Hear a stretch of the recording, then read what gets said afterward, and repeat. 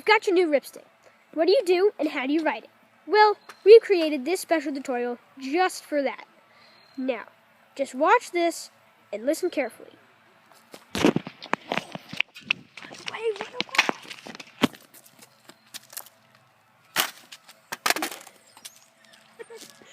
So, now, when you first start out riding your Ripstik, you're probably going to want to get a friend to help you.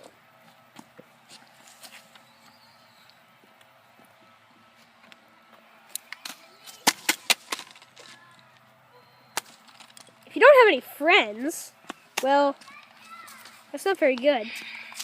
Try to get out more. But, if you don't have any friends, you could also use a sturdy surface like this mailbox. You just hold on to that.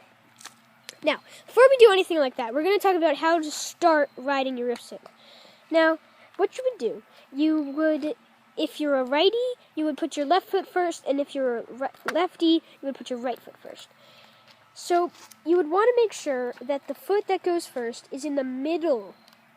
Because if it's not in the middle, you're going to, flip forwards, or you'll lose your balance really fast.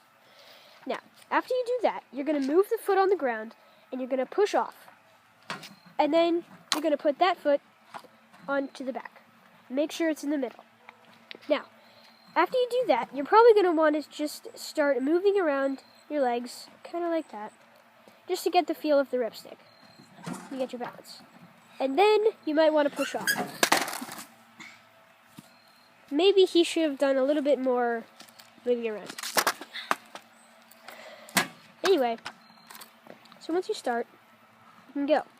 I think you're good now. Alright, you did it. Woo! Yeah. Okay. Now that you know how to ride your Ripstik, let's talk about turning. How do you turn the Ripstik?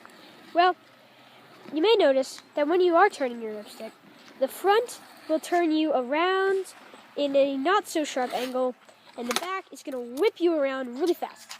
Depends on how much you turn. So, let's see what happens when you turn the back, but just the back. You're going to turn around pretty fast, and it might take a little bit of getting used to.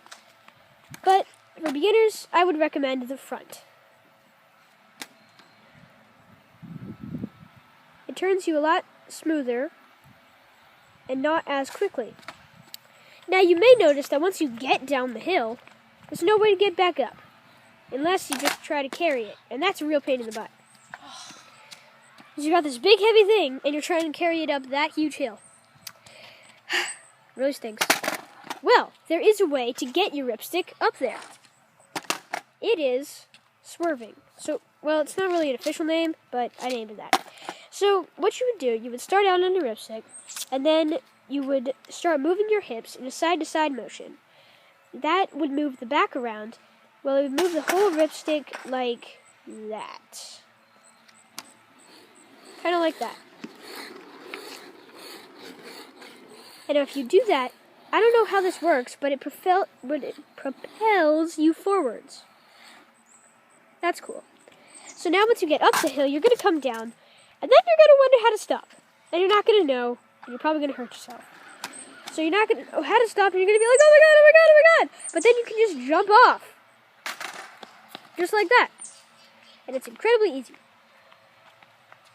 Now, you may notice that after a while, your wheels will start to get dirtier, which will happen, and that's perfectly fine. But after a long time, they're going to start to look like this. They're flat, and you won't be able to swerve at all.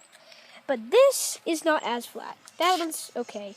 But you're still going to want to get new wheels. Also, when you are stopping, you're going to notice that this part of the Ripstik is always going to scrape the ground. And that's okay. It's not like it's just going to shave away the whole Ripstik or anything. It's just not going to do that much damage. Anyway, we hope you've enjoyed our tutorial, and hope you too can Ripstik like a pro.